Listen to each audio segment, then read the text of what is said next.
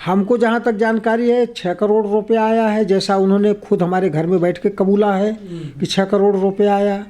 उनके साथ श्रीमान संतोष सिंह जी भी आए थे, बैठे थे, सब बात हो रही थी। मैंने उनको हंसी मजाक में भी कहा कि भाई 2 करोड़ रुपया आप हमको हमारे अकाउंट में, ट्रस्ट में, हमारे ट्रस्ट के अकाउंट में ट्रांसफ़र कर दीजिए, हम लोगों का बहुत बड़ा काम हो जाएगा। तो उन्होंने कहा कि अरे डॉक्टर साहब मेरा खाता सीज हो गया। जब सीज हो गया तो आप मीडिया के सामने खुलकर बताइए तो कि कितना पैसा आया, किस खाड़ी के किस देश से आया, सऊदीया से आया या दुबई से आया, किसने डाला, आपका वो अकाउंट नंबर किसने वो किया, किसने पता किया और आप ही को क्यों डाला। कहीं ना कहीं इसका लिंक होगा। अगर पैसा आया है, इस पैसे की अगर ठीक से जांच की जाए तो अपने आप ये पता लग जाएगा कि ये पैसा क्यों आया, आपका लिंक कहाँ था पैसा आने का। आपने कहा कि मैं वहाँ दिल्ली में सुप्रीम कोर्ट में वकालत करता था और मेरे जो है सुप्रीम कोर्ट के एक जज से झगड़ा हो गया, मैंने एक झापड़ मार दिया और उन्होंने मुझे आजीवन प्रतिबंध लगा दिया प्रैक्टिस पर, जबकि आप इंटर फेल हो, आपने लाभ ही नहीं पढ़ा है। जहाँ तक मुझे जानकारी, यही जानकारी इनके बारे में मिली कि इन्होंने ये इंटर फेल हैं। तो आप इस तरह के अनर्गल बयान देते हैं, इस पर कम से कम थोड़ा सा संयम बरतें। माननीय बिसेन जी से मेरा सलाह है, आप उतना ही मीडिया में बोले जितना क्षम्य हो। अगर आपकी बात इस तरह से होती है, आज मोदी जी को, माननीय योगी जी को कहते हैं, कल प्रधानमंत्री को ही कह देंगे कि मैं सारा जो है पावर ऑफ अटॉर्नी प्रधानमंत्री को सौंपूंगा। अरे ये कोई कहने की बात नहीं है। वो मुकदमा बच्चों का खेल नहीं है कि आप जब चाहिए जो चाहिए अनर्गल बोल दीजिए। मीडिया में केवल बने रहना इनका कि 15 दिन तक मीडिया हमारे इसी बयान पर चलती रहे, और हो भी रहा है। मीडिया लेके परेशान है। अरे मीडिया वाले भी जानते हैं, सारा मीडिया जानता है, सारा समाज जानता है कि अब मुख्यमंत्री की, जिसको हम अपने मुकदमे में वादी बनाए हैं 350/21 श्री आदि विशेश्वर में भी पार्टी सरकार है, शासन है, प्रशासन है, अंजुमन इंतजामिया कमेटी है। अब हम कहें कि नहीं हम अपना पावर ऑफ अटॉर्नी अंजुमन इंतजामिया कमेटी को देंगे, कैसे? नमस्कार, बहुत बहुत स्वागत है आप सभी का प्यारा भारत पर। ज्ञानवापी मामले में रोज नए नए मोड़ आ रहे हैं।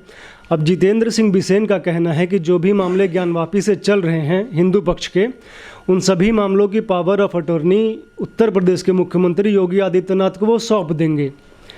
तो इसी मामले पर बात करने के लिए हमारे साथ जुड़े हैं श्री आदि महादेव काशी धर्मालय मुक्ति न्यास के प्रबंध ट्रस्टी राम प्रसाद सिंह जी। उनसे जानेंगे कि क्या ये संभव है, यदि संभव है तो इसका क्या प्रभाव पड़ेगा। सर बहुत बहुत स्वागत है आपका हमारे चैनल पे। सर ये बताइए, जो बिसेन ये कह रहे हैं कि वो पावर ऑफ अटॉर्नी सभी मामलों की जो है योगी जी को सौंप देंगे, क्या कहना होगा आपका इस पर? देखिए, ये तो जो पावर ऑफ अटॉर्नी सौंपने की बात कर रहे हैं वो ठीक है, पावर ऑफ अटॉर्नी कहीं सौंपी जाती है, लेकिन पावर ऑफ अटॉर्नी वो किसी से लिए होंगे। जो लेता है वो दूसरे को नहीं सौंप सकता। जो वादी है मुकदमे में वो अपने पावर ऑफ अटॉर्नी किसी को देता है। दूसरी चीज़, ये पावर ऑफ अटॉर्नी वो दे सकता है जो किसी भी मुकदमे में खुद वादी हो, और अगर मुकदमे में वादी नहीं है तो पावर ऑफ अटॉर्नी किसकी? दूसरे से पावर ऑफ अटॉर्नी लेके दूसरे को कोई सौंप नहीं सकता। और पावर ऑफ अटॉर्नी केवल इसलिए सौंपी जाती है, हम किसी कारण से व्यस्त हैं, हम नहीं देख पा रहे हैं, फिलहाल कुछ समय के लिए आपको पावर ऑफ अटॉर्नी दे देते हैं, आप देखते रहिए, जब हम खाली होंगे तो हम आके खुद अपना मुकदमा देख लेंगे। अब ये तो ये हो गया। एक पक्ष ये है कि पहली बात, पावर ऑफ अटॉर्नी आप किसका देंगे जिसमें आप मुकदमे में वादी ही नहीं है, आप केवल एक मुकदमे में वादी हैं, वो 350/21 श्री आदि विशेश्वर में, आप केवल उसमें भी 7 वादी हैं, आप केवल अपना ही सौंपेंगे एक मुकदमे का। आप श्रीमती राखी सिंह का जो मुकदमा है उसमें आप खुद उनसे पावर ऑफ अटॉर्नी लिए हैं, आप उनका भी नहीं सौंप सकते। आप की पत्नी के नाम जो मुकदमा है उसमें भी आप वादी नहीं है, आप उनका भी नहीं सौंप सकते। आप पावर ऑफ अटॉर्नी लेंगे तो पावर ऑफ अटॉर्नी लेके नहीं सौंपी जाती है। आप पावर ऑफ अटॉर्नी किसी से उनके कुछ समय के लिए कार्य देखने के लिए लिया जाता है। रिप्रेजेंटेटिव है, उनकी बात कर रहे होंगे। तो राखी सिंह के रिप्रेजेंटेटिव हैं, ठीक है, उनकी बात करें।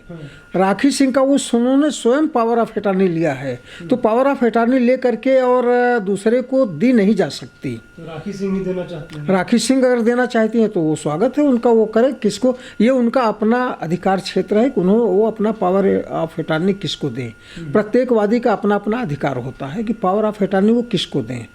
अब बात यहाँ आती है कि हम 5 मुकदमों के पावर ऑफ अटॉर्नी देंगे। 5 मुकदमे कौन है भाई? जहाँ तक हम लोगों को जानकारी है कि अभी तक कुल 7 मुकदमे हुए हैं श्रृंगार गौरी को लेकर के। तो माँ श्रृंगार गौरी को लेकर एक तो मुकदमा चल रहा है, बाकी 3, 4, 5 मुकदमे और हैं जिनकी तारीख लग रही है। उसमें केवल एक मुकदमा ऐसा है 350/21 जिसमें ये वादी हैं। अच्छा, वो क्या है? वो श्री आदि विश्वेश्वर महादेव का वो कंप्लीट मूल ट्रायल है। अच्छा अच्छा। वो तो उसका ये देंगे। अब अगर ये कहते हैं कि हम उसमें सारे मुकदमे देंगे, चलिए वो भी मान ले। आप किसको देंगे? जितने मुकदमे हैं सब में उत्तर प्रदेश सरकार पार्टी है, सब में उत्तर प्रदेश सरकार पार्टी है। तो जब शासन को पार्टी बनाया गया है तो आप उन्हीं को पावर ऑफ अटॉर्नी देने की बात करते हैं। मान लीजिए जो भी आप दे सके देते हैं, जिसमें आप वादी हैं, अगर वही आपने पावर ऑफ अटॉर्नी आप किसी को देना चाहते हैं तो आप कहते हैं कि मैं पावर ऑफ अटॉर्नी मुख्यमंत्री को दूंगा। आप मुख्यमंत्री आपके रिश्तेदार हैं क्या? आपकी बात हुई है क्या मुख्यमंत्री से? मुख्यमंत्री जी इतना खाली हैं क्या कि आप पावर ऑफ अटॉर्नी दे करके और मुख्यमंत्री जी कहेंगे हाँ हमको दे दीजिए और हम इतने दिन आपका काम देखते रहेंगे, जब आपकी व्यस्तता खत्म हो जाएगी तो आप आके अपना मुकदमा देखिएगा। आखिर पावर ऑफ अटॉर्नी दे, यही बात है ना।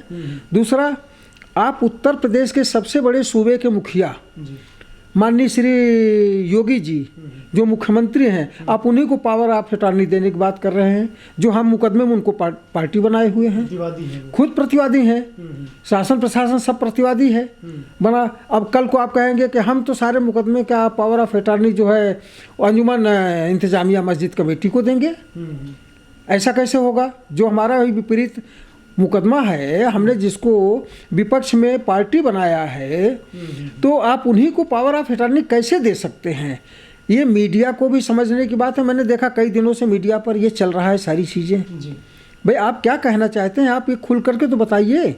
आप केवल मीडिया में बने रहने के लिए मैं 15 दिन में संवैधानिक कार्यवाही पूरी करूंगा, पूरी करके 15 दिन के अंदर 15 नवंबर तक दे दूंगा। क्या संवैधानिक कार्यवाही है?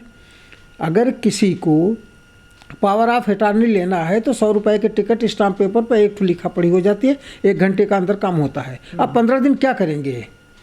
यह केवल इनका मीडिया में बने रहने का एकमात्र स्टंट है और इससे ज़्यादा इनका कुछ भी नहीं है।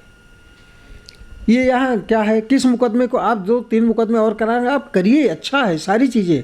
आप मुख्यमंत्री योगी जी से ही आग्रह करिए कि वही एक मुकदमा कर दें आदि विशेश्वर पर, सरकारी इसमें पक्षकार बन जाए और पार्टी जो है जिसको जो बनाना हो बनाए।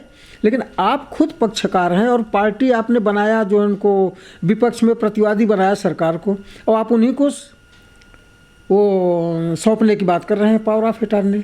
तो ये हास्यास्पद बात है। इससे ज़्यादा जो है इनका कुछ और नहीं है।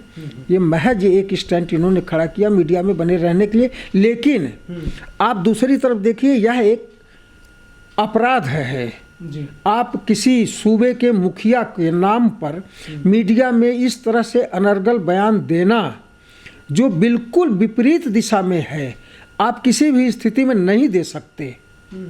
जो एक विवाद का विषय बना हुआ है और ऐसे विवाद के विषय को माननीय मुख्यमंत्री योगी जी से जोड़ करके मेरे समझ से उनको बदनाम करने के सिवा और कुछ नहीं है।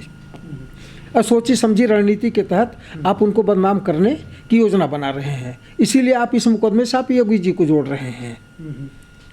जबकि योगी जी खुद हमारे सभी मुकदमों में पार्टी हैं। हालांकि मैं भी उस मुकदमे में वादी हूं जिसमें वो वादी हैं 350/21 में श्री आदि विश्वेश्वर महादेव के, उसमें वो भी वादी हैं। वो कैसे कह सकते हैं कि मैं सारे मुकदमे का वो पावर ऑफ अटॉर्नी सौंप दूंगा?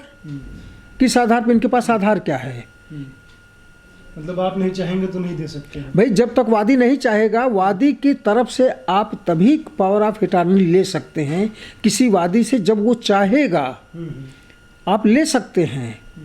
लेकिन आप जब खुद ही नहीं हैं वादी जिन मुकदमों में, उसमें आप कहाँ से सौंपेंगे और किसको सौंपेंगे? जिसको आप पार्टी बनाए हैं उसको सौंपेंगे। तो ये बात तो बिसेन को भी पता होगी ना कि योगी जी को दे नहीं सकते हैं, वो सूबे के मुख्यमंत्री हैं। ये बिसेन जी को भी पता है, खूब अच्छी तरह से पता है। लेकिन मैं एक चीज़, मेरा जो कहना है कि आप किसी और को कहते तो बात क्षम्य थी। ये माननीय मुख्यमंत्री जी को इस केस में घसीट करके गलत तरीके से यह एक आपराधिक प्रक्रिया साबित होती है और इस पर सरकार को संज्ञान में लेना चाहिए और उठा के इनको जेल में डालना चाहिए। मैं अपने सभी उस पर ये चैनल वो व्हाट्सएप पर मैंने मैसेज किया कि ये इस तरह के इनके जो बिसेन जी का जो इनके बयान मीडिया में आ रहे हैं कि माननीय मुख्यमंत्री जी को हम 15 नवंबर तक पावर ऑफ अटॉर्नी सौंप देंगे, ये बयान अपने आप में एक जो है आपराधिक श्रेणी में आता है। आप किसी सूबे के मुखिया को इस तरह से नहीं कर सकते। जिसको हम उत्तर प्रदेश सरकार को पार्टी बनाए हैं आप उसमें दे सकते हैं। आपराधिक श्रेणी में आता है, इनके ऊपर संज्ञान सरकार को लेना चाहिए।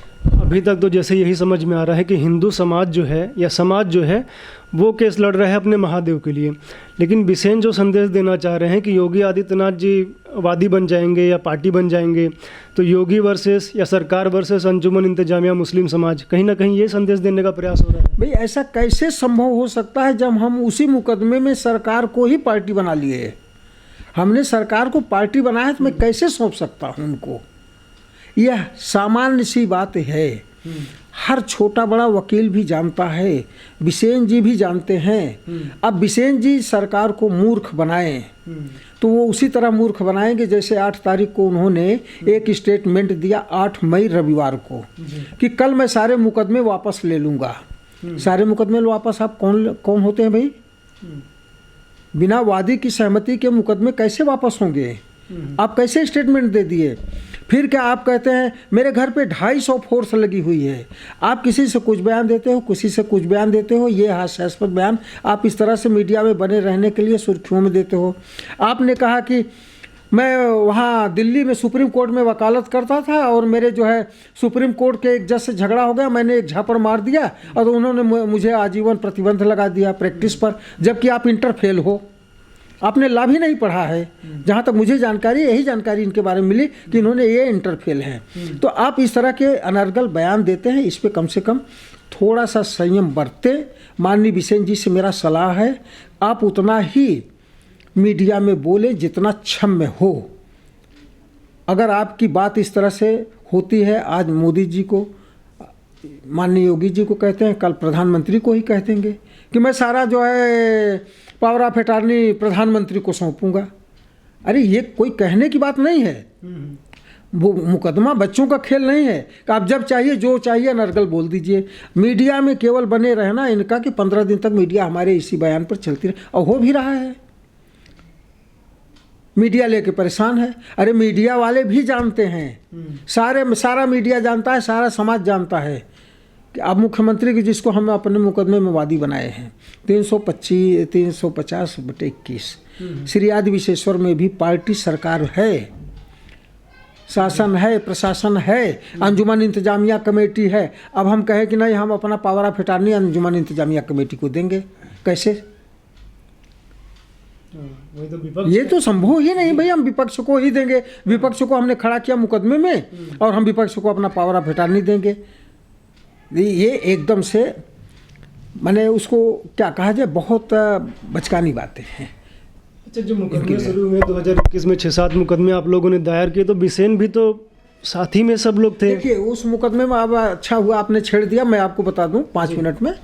ये मुकदमे जो है ऐसा था कि कभी इन लोगों का संपर्क नहीं था। ये लोग देश भर में सारे मुकदमे कर रहे थे और हमारा वह फेसबुक के जरिए जो है श्रीमान हरिशंकर जैन जी से संपर्क था। इनसे भी संपर्क हुआ बाद में। लेकिन जब हमने इनको कहा कि ये भाई आप लोग उधर मुकदमा कर रहे हैं, भोलेनाथ का उद्धार कौन करेगा, तो इन्होंने कहा हमारे पास कोई डॉक्यूमेंट्स नहीं है, इस पर हम देखेंगे, या तो अगर आपके पास कुछ हो तो दीजिए। मैंने इनको बहुत सारे डॉक्यूमेंट्स उपलब्ध कराए श्रीमान जैन जी को, हरिशंकर जैन जी को।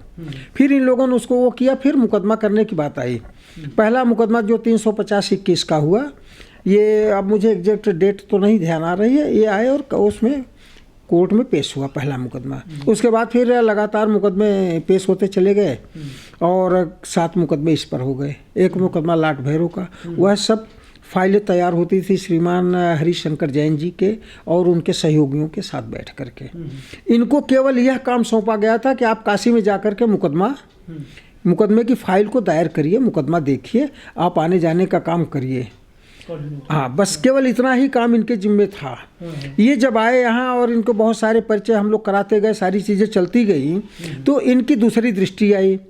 कुछ दिन बाद तो ये प्रधानमंत्री का चुनाव लड़ने की योजना बनाने लगे। यहाँ किसी कार्यकर्ता को खड़ा किया कि तुम जो है विधायक बन जाओ और हम 24 में सांसदीय चुनाव लड़ेंगे। समझ रहे हैं, बात ये करते करते आ गया। चलिए, वो सब चलता रहा। बीच में श्रृंगार गौरी का मामला आ गया, मुकदमे का दौर आया। अब उस मुकदमे में हरिशंकर जैन जी, विष्णु शंकर जैन जी, सारे लोग आते थे, होटल में टिकते थे, बातचीत होती थी। पहला जांच कमीशन 6-7 मई को हुआ, शुक्रवार शनिवार को।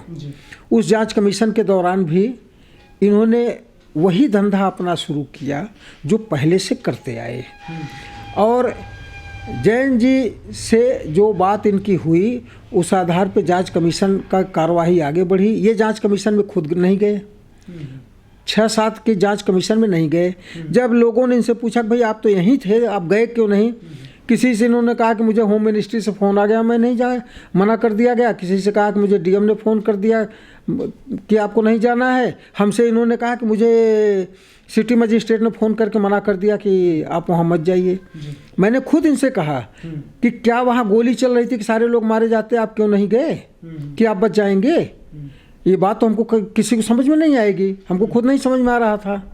तो हमेशा ये एक काम करते रहे, ऊट पटांग काम। केवल इनका एक काम था मीडिया में बने रहने का। आप चाहे जिससे मिलो, चाहे विपक्ष से मिलो, कहीं मिलो, विषय से यह नहीं है।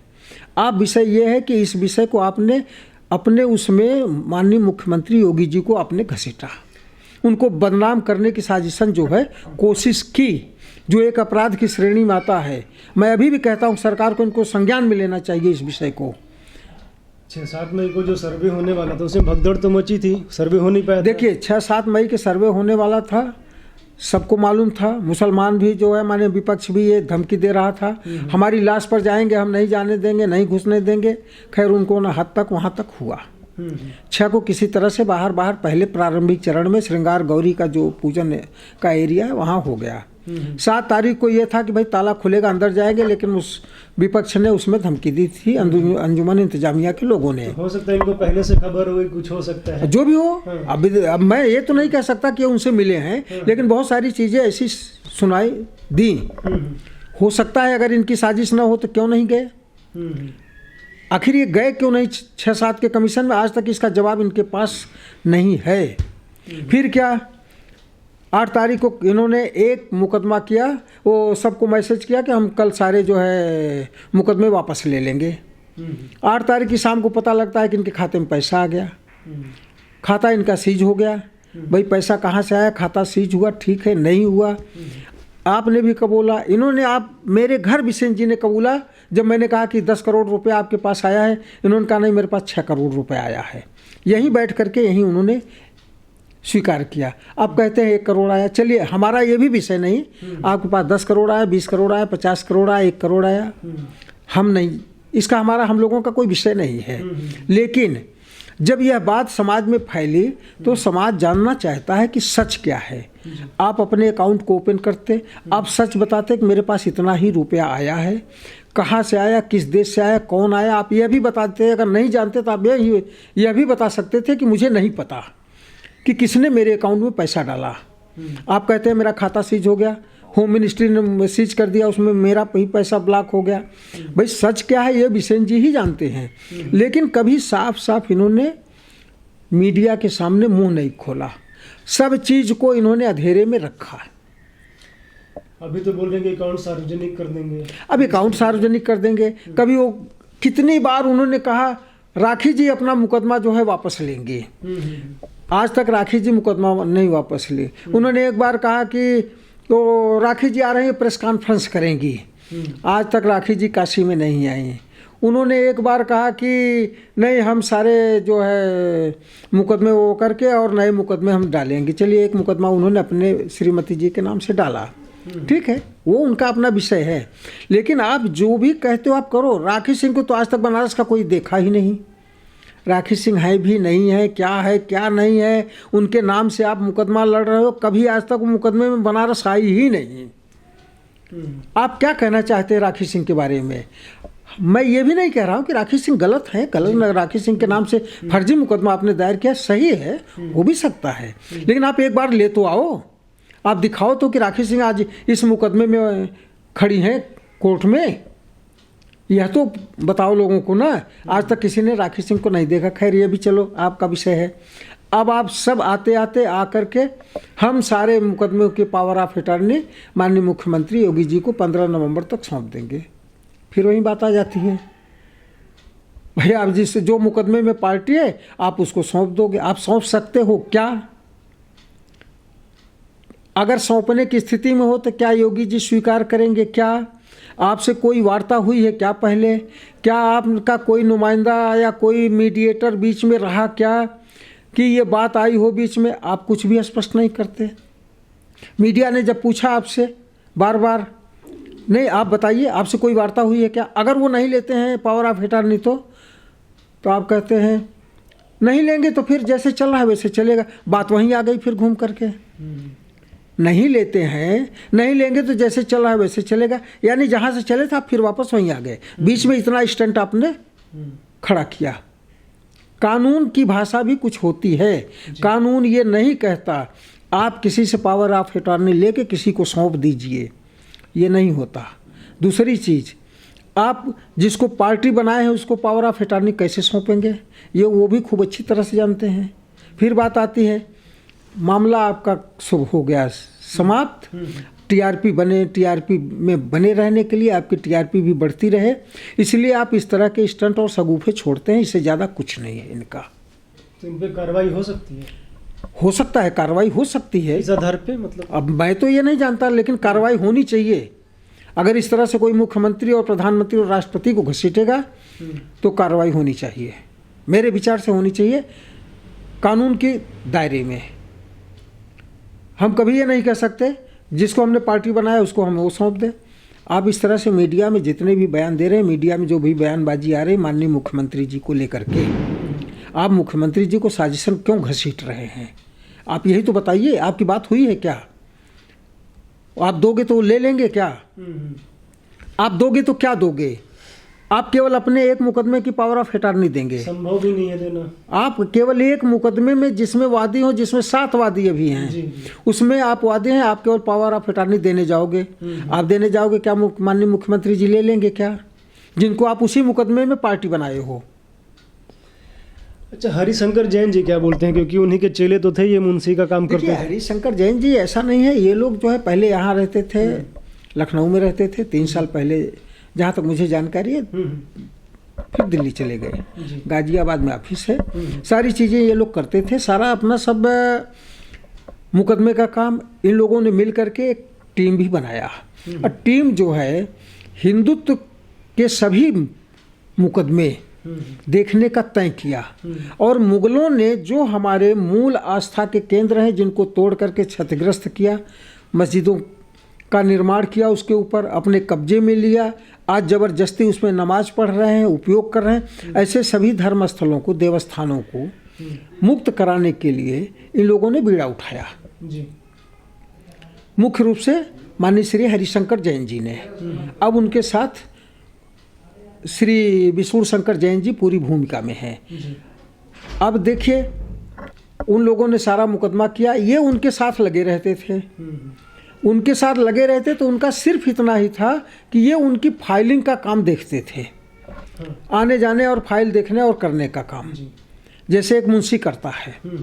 अब ये यहाँ सबको कहते थे कि हम तो वकालत करते थे, हमने जज को एक, सुप्रीम कोर्ट के जज को एक झापड़ मार दिया, हमारे उस पर पूरी तरह से प्रतिबंध कर दिया, लगा दिया कि हम प्रैक्टिस नहीं कर सकते।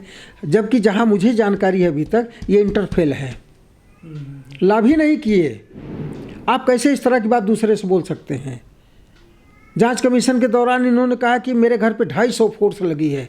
अरे भैया मेरे घर पे तो कोई फोर्स नहीं है, हम तो किसी को नहीं देखते, किसी को वहाँ नहीं। 1 2 4 गनर किसी को मिले हुए हैं, एक गनर जो है बेचारे लेकर के घूम रहे हैं। अधिवक्ता बंधु जो है, आपके घर पे 250 फोर्स किस लिए रखी है, किसकी सुरक्षा कर रही है? 250 फोर्स सबको कहे फिर क्या? अब ये सब चीज़ कहते कहते सारी चीज़ें हो जाती हैं और आप कहते हो वो फोर्स लगी, आप कहते हो मेरे अकाउंट में कुछ लोगों ने मुझे बदनाम करने के लिए बहुत बड़ी रकम डलवा दिया। वो रकम कितनी है, किसने डाला, किसने बदनाम करने की आपने साजिश किया, रकम कहाँ से आई, आपका कौन सा अकाउंट सीज हुआ है, आपने कभी मीडिया के सामने इसको खोला नहीं, बस खाली आप कहते रहे। सुनने में आता कि सऊदी अरब से आया, तो सऊदी अरब से कौन डलवा देगा? भाई सऊदी अरब से आया, देखिए हमको जहाँ तक जानकारी है 6 करोड़ रुपए आया है, जैसा उन्होंने खुद हमारे घर में बैठ के कबूला है कि 6 करोड़ रुपए आया। उनके साथ श्रीमान संतोष सिंह जी भी आए थे, बैठे थे, सब बात हो रही थी। मैंने उनको हंसी मजाक में भी कहा कि भाई 2 करोड़ रुपए आप हमको हमारे अकाउंट में, ट्रस्ट में, हमारे ट्रस्ट के अकाउंट में ट्रांसफ़र कर दीजिए, हम लोगों का बहुत बड़ा काम हो जाएगा। तो उन्होंने कहा कि अरे डॉक्टर साहब मेरा खाता सीज हो गया। जब सीज हो गया तो आप मीडिया के सामने खुलकर बताइए तो कि कितना पैसा आया, किस खाड़ी के किस देश से आया, सऊदीया से आया या दुबई से आया, किसने डाला, आपका वो अकाउंट नंबर किसने वो किया, किसने पता किया और आप ही को क्यों डाला? कहीं ना कहीं इसका लिंक होगा। अगर पैसा आया है, इस पैसे की अगर ठीक से जांच की जाए तो अपने आप ये पता लग जाएगा कि ये पैसा क्यों आया, आपका लिंक कहाँ था पैसा आने का। केंद्र सरकार को तो पता ही होगा ना कि कहाँ पैसा इनको। सरकार ने तो हमको जो जानकारी है, जैसा ये भी कहते हैं कि इनका खाता सीज किया गया है, गृह मंत्रालय ने सीज किया है, तो बिना जानकारी के तो नहीं हुआ। सरकार के अब ऐसे सॉफ्टवेयर आ गए हैं कि अगर विदेश से कुछ अधिक अमाउंट आते हैं तो सरकार को सूचना लग जाती है और तुरंत ब्रेक करता है, पूछताछ करती है। अभी तक क्या पूछताछ हुआ, खाते के सीज की कार्रवाई क्या हुई, क्या चल रही है, आपने कभी मीडिया को नहीं बताया। बस कहते हैं कुछ लोग मुझे साजिशन बदनाम करने के लिए मेरे खाते में कुछ रकम डलवा दिए। अरे भाई आप ये तो बताओ कितनी रकम डलवाया, किस अकाउंट में डलवाया, किस देश से डलवाया, किसके भारत में जब भी भारत से पैसा जाता है अकाउंट नंबर शो करता है, इस अकाउंट नंबर से इस अकाउंट नंबर में पैसा आया। अगर नहीं आया तो विदेश से शो करेगा, वो आएगा तब। तो ये चीज़ जो चल रही है ये एकदम स्टंट है। क्या पैसा आया क्या नहीं आया इसकी सच्चाई केवल बिसेन जी को पता है और किसी को नहीं पता है। मुकदमे के पीछे माननीय योगी जी के नाम को घसीटने के पीछे भी सच्चाई इन्हीं को पता है। हम लोग केवल ये कह सकते हैं कि जैसा पिछला इनका उदाहरण रहा है उस उदाहरण के आधार पर यह साफ है, मीडिया भी जानती है, सब लोग जानते हैं कि ये केवल मीडिया की सुर्खियों में बने रहने के लिए इन्होंने इस मामले को तुल दिया। अच्छा, अगली सुनवाई होगी तो उसमें ये भी सुनवाई हो सकती है, योगी जी को जो घसीट रहे हैं तो इस पर सुनवाई हो सकती है क्या? नहीं, देखिए वो इस मुकदमे में मुझे जो लगता है, मैं कानून का जानकार नहीं हूँ, लेकिन इस मुकदमे से योगी जी के नाम को घसीटने का कोई संबंध नहीं है। अगर योगी जी के नाम के लिए कोई संज्ञान में आता है, सरकार संज्ञान में लेती है, प्रशासन संज्ञान में लेता है, तो वो एक कार्रवाई अलग की प्रक्रिया है। मुकदमे से इसका कोई संबंध नहीं। उद्देश्य इनका ये हो सकता है ना कि आगे बढ़ाएं, खींचे जितना हो सके। नहीं, वो खींचेंगे, लेकिन मुकदमे से इसका कोई लिंक मुझे लगता है कि नहीं होगा। ये एक अलग का केस है। अच्छा, खींचने का प्रयास लगातार ये लोग कर रहे हैं कि मुकदमे को लंबा खींचा जाए, तो खींचने से क्या लाभ होगा? देखिए, लंबा खींचने से इनको कोई लाभ नहीं है। लंबा खींचने से हमारा जो विपक्ष है, अंजुमन इंतजामिया कमेटी मस्जिद, वो जानती है स्पष्ट रूप से कि इससे अब मुझे कुछ मिलने वाला नहीं है। आज नहीं कल ज्ञानवापी के इतने सारे सबूत, लाखों सबूत जो एक एक इंच पर सबूत भरे पड़े हैं, जो मिल गए, जांच कमेटी में आ गया, जांच कमीशन के दौरान सब पता लग गया, और सबसे ज़्यादा बड़ी बात तो है कि शिवलिंग मिल गया। अब हम एक और बात करते हैं, अगर सरकार, माननीय न्यायालय पीछे के मलबे की खुदाई करा ले, अगर मलबे खुदाई होती है तो कम से कम हजारों सबूत हमारे उस मलबे में दबे पड़े हैं, सब मिल जाएंगे। तहखाने जो हैं, तहखाने तो बहुत बड़ा है, 160 फीट लंबा, 124 फीट चौड़ा, जो नीचे से पाट करके तहखाने को पत्थर लगा लगा के बंद किया गया है। कुल मिला के 3-4 तहखाने खोले गए, कम से कम 10 तहखाने हैं अभी और हैं जो खोले जाने बाकी हैं, उनका भी राज सामने आ जाएगा। पीछे मलबे की जो खुदाई है उसका भी राज सामने आ जाएगा। शिवलिंग की जो बात है, बात कार्बन डेटिंग की नहीं है कि मैं शिवलिंग को क्षतिग्रस्त करना चाहता हूँ। चाहे माननीय हरिशंकर जैन जी हो, चाहे श्री विष्णु शंकर जैन जी हो, चाहे जितेंद्र सिंह बिसेन जी हो, चाहे दुनिया का कोई भी हिंदू हो, कभी नहीं चाहेगा कि वो शिवलिंग क्षतिग्रस्त किया जाए। लेकिन हम चाहते हैं कि हमारा शिवलिंग है, उसकी जांच की जानी चाहिए। नीचे अर्घा है कि नहीं, कितना नीचे तक है, कितनी लंबाई चौड़ाई में है, यह तो पता लगे हमें। वो फव्वारा कहते हैं, हम शिवलिंग कहते हैं, इसका निस्तारण कैसे होगा? कोर्ट ही तो होगा, कोर्ट करेगी। कोर्ट कैसे कहेगी? कोर्ट ये नहीं कह सकती को शिवलिंग है, कोर्ट ये नहीं कह सकती को फव्वारा है। कोर्ट को भी कहने के लिए कोई आधार होगा, कोई एक्सपर्ट कमेटी होगी, कोई जांच कमेटी गठित करेगा, कुछ करेगा, कुछ तो करेगा ना। ये कोर्ट ही करेगी, हम आप तो नहीं कर सकते, अंजुमन इंतजामिया कमेटी नहीं कर सकती, वादी प्रतिवादी नहीं कर सकते, माननीय न्यायालय करेगा। माननीय न्यायालय करे, करके बताए कि वो क्या है, आखिर संरक्षित क्यों किया गया। फैसले में ये अभी कोर्ट में कहा गया कि जनता की भावनाओं को आहत होंगी। भावनाएं किसकी होगी? फव्वारे से भावनाएं आहत नहीं होती, क्योंकि हिंदू पक्ष क्लेम कर रहा है कि फव्वारे से मुस्लिम का भी भावना आहत नहीं होगा, हमारी तो होगी ही नहीं जी। आहत हमारी होगी जब हमारे इष्ट देव का शिवलिंग जो है क्षतिग्रस्त होगा, तब हमारी भावनाएं आहत होगी। इसका मतलब हमारा शिवलिंग है, और जब शिवलिंग मिला है तो हमें पूजा पाठ का अधिकार भी चाहिए। हिंदू समाज को अधिकार लेगा। आप कहिए कि शिवलिंग नहीं है, माननीय न्यायालय ये कह दे कि शिवलिंग नहीं है, किस आधार पर कहेगा? जांच कराएगा ना। हम भी चाहते हैं वही चीज़, भाई आप जांच करा के कह दो, सब सामने आ जाए सारी चीज़। शिवलिंग है कि फव्वारा है, हम लोग भी तो ज़रा देख लें। आप पीछे कोई खुदाई कर लो, पीछे की खुदाई में वहाँ नीचे जहाँ शिवलिंग मिला है उसके नीचे के पीछे अगर शिवलिंग की खुदाई की जाएगी तो उसका कंप्लीट अर्घा निकलेगा। नीचे जाना पड़ेगा, बिल्कुल नीचे खोद दीजिए, आप अर्घा मिल जाएगा। शिवलिंग में अर्घे पर शिवलिंग होता है। बहुत जगह देखिए शिवलिंग के बहुत सारे प्रारूप होते हैं, बहुत सारे रूप होते हैं। कभी कभी अर्घे पर अलग से शिवलिंग रखा जाता है, कभी कभी अर्घे के साथ शिवलिंग जुड़ा होता है। समझ रहे हैं ना? बहुत सारी चीज़ें होती हैं अपने अपने तरीके से, लेकिन हमें पूरा विश्वास है कि अर्घे पर शिवलिंग वहाँ रखा हुआ है। आप खुदाई करिए, अर्घा मिल जाएगा। बहुत कुछ हो सकता है और कुछ मिल जाए। पीछे का जो 15 फीट मलबा है उसकी खुदाई कराइए, उस पर मिल जाएगा। तो ये जो सारी चीज़ है जो मिलेगा, इस पर क्या करेंगे? आखिर हमारा ही तो सबूत में निकलेगा जी। तो खुदाई करने से क्यों डरते हैं? जैसे आप कहते हैं वो फव्वारा है, हम कहते हैं शिवलिंग है, ठीक है। तो जांच में क्या दिक्कत है? निस्तारण तो जांच से ही होना है, माननीय न्यायालय जांच से ही तो निस्तारण करेगी ना। अच्छा, तो करके खत्म करो। अच्छा, जो शिवलिंग मिला हुआ है तो शिवलिंग क्या मतलब नीचे तक आप लोग नहीं जा पाए हैं? नीचे पानी भरा हुआ है पूरा, नीचे पानी निकल गया, सब कुछ हो गया। लगभग 4.5 फीट हाइट का शिवलिंग मिला है। तो अर्घा नहीं दिख रहा है? नहीं, अर्घा नहीं दिख रहा है। वो बाकायदे उसको बना करके और गोले में उसको बनाया गया है। मतलब क्या है वहाँ पे? बस गोला बना दिए हैं वो बजू टैंक के बीच में।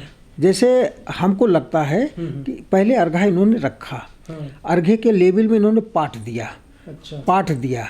अब अर्घे की गोलाई बनाकर अर्घा का जो एरिया है उस एरिया में इन्होंने एक गोली दीवार उठा दी, 9-10 इंच चौड़ी, एक 5 फीट व्यास का, 6 फीट व्यास का। अच्छा। एक दीवार इन्होंने उठा दिया, पानी के लेवल तक ले आए। अच्छा। समझ रहे हैं? अब देखिए जो बजू टैंक का पानी है उस पानी से 4-5 इंच नीचे वो गोला झलकता है।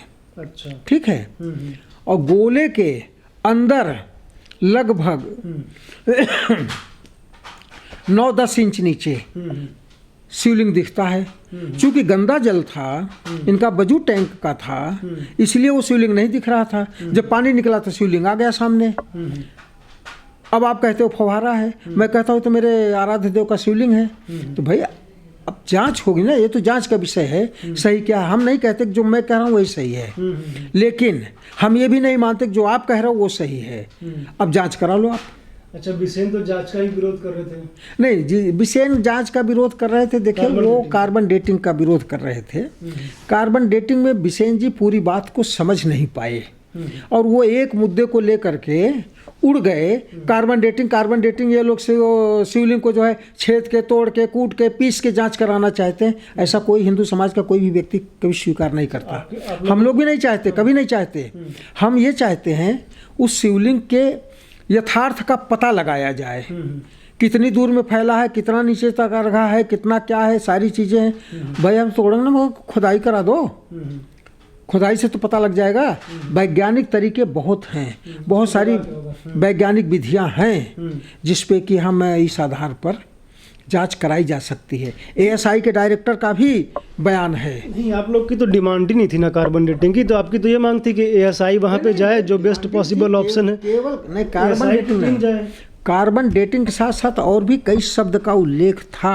आप लोग तो ये बोलते थे ना कि एएसआई की टीम जाए जो बेस्ट पॉसिबल ऑप्शन जो भी तरीके वैज्ञानिक दृष्टि से बिना शिवलिंग को छेड़छाड़ किए जो भी तरीका संभव हो उस पर किया जाए और करके बताया जाए कि क्या है ये। तो फिर बस इतनी मांग थी। कार्बन डेटिंग की तो मांग नहीं थी, आप मतलब ये था कि जो भी बेस्ट पॉसिबल ऑप्शन, जो भी बेस्ट पॉसिबल हो। अब देखिए कोर्ट ने हमारे इस जांच का विरोध बिल्कुल नहीं किया है। उन्होंने ये कहा है कि सुप्रीम कोर्ट के ऑर्डर से संरक्षित किया गया है, ठीक है। अगर कुछ होता है तो उसमें उनका उल्लंघन माना जाएगा। दूसरा चीज़, इसमें जन भावनाओं की आहत हो सकती है। जन भावनाएं, बड़ा अच्छा शब्द कहा कोर्ट ने, बड़ा सुंदर शब्द कह दिया, जन भावनाएं आहत हो सकती हैं। मतलब शिवलिंग है, हमारी जन भावनाएं तो हिंदू समाज की ही आहत होंगी ना। मतलब वो स्वीकार करता है। मतलब ये कि हिंदू समाज तो क्लेम कर रहा है कि शिवलिंग है, तो क्लेम तो कर रहा है, क्लेम कर रहा है। उस क्लेम को तो उन्होंने मुहर लगा दिया कि जन भावनाएं आहत हो सकती हैं। किसकी? फव्वारे से नहीं होती, शिवलिंग से ही जन भावनाएं आहत हो गई। तो हम जन भावनाओं का तो हम आदर करते हैं भाई। आहत होगी स्वाभाविक रूप से, जन भावनाओं की आहत होगी। जन भावनाएं आहत होना स्वाभाविक है, कोर्ट का सही बात है, मैं मान लिया। मगर आप ये तो बताओ आप कैसे कराओगे? फिर आप यही कह दो कि शिवलिंग है, फिर वही बात आ जाती है। आप कह दो शिवलिंग है, और जब शिवलिंग है मेरे आराध्य देव का, तो फिर उनको भूखे नहीं रख सकते। मुझे पूजा पाठ का अधिकार चाहिए, हम पूजा पाठ करेंगे। क्यों? जब तक पानी में था, जब तक नहीं पता था, जब तक गंदगी में ये लोग रखे थे, तब तक हिंदू समाज चुप रहा। जब वो शिवलिंग सामने आ गया, जब दिख गए, हमारे आराध्य देव दिखने लगे, भाई अब मुझे पूजा पाठ का अधिकार चाहिए, उनको बहुत दिन तक भूखा नहीं रखा जा सकता। इस पर तो और भी कोई कार्रवाई होनी चाहिए, और भी केस होना चाहिए। हिंदू समाज को एकजुट होना चाहिए। स्वामी अभिमुक्तेश्वरानंद ने बिल्कुल, हाँ, मैं उनकी बात का समर्थन करता हूँ। उन्होंने सही कहा इस बात को कि जब तक नहीं शिवलिंग मिला था तब तक कोई बात नहीं थी। अब शिवलिंग मिल गए हैं, आराध्य देव मिल गए हैं, इसलिए उनका राग भोग पूजा पाठ सारा अधिकार होना चाहिए, हिंदू समाज को मिलना चाहिए। आप बंद करके रखे हो, आप तय तो कर दो। अब माननीय न्यायालय करेगा। माननीय न्यायालय ने इसको फेंक दिया सुप्रीम कोर्ट के पाले में, ठीक है। हिंदू समाज तो बहुत धैर्यशील है। 400 साल तक मुकदमा लड़ा था राम जन्मभूमि का, 1669 में टूटा है। तब से हिंदू समाज इसका संघर्ष कर रहा है। आज कितने साल हो गए? 1669 में टूटा, 2022 है, आज भी संघर्ष हो रहा है। देखेंगे कब तक आगे संघर्ष होगा। अरे एक ही थोड़ी है। बाबा विश्वनाथ को मुक्त कराने के बाद पंचकोशी सीमा के अंदर जितने भी विवादित अब मुक्त क्षेत्र है, आदि विशेश्वर की सीमा मानी गई है पंचकोशी मार्ग। सारे अवैध अतिक्रमण पंचकोशी सीमा के अंदर से हटाए जाएंगे। यह लक्ष्य हिंदू समाज ने तय कर लिया है और आगे इसी पर चलता रहेगा।